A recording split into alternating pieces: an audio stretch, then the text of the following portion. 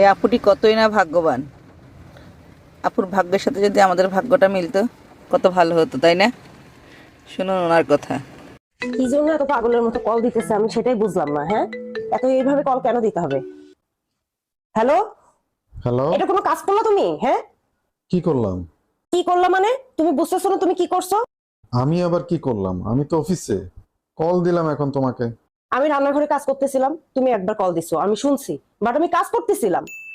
একবার কল দেওয়ার পরে যদি আমি ধরতে না পারি তাহলে তোমার বুঝতে হবে নিশ্চয়ই আমি বাসায় কোনো কাজে ব্যস্ত আছি। ভাই আমি বাসায় বসে ঘুমাই না, কাজ করি। হুম।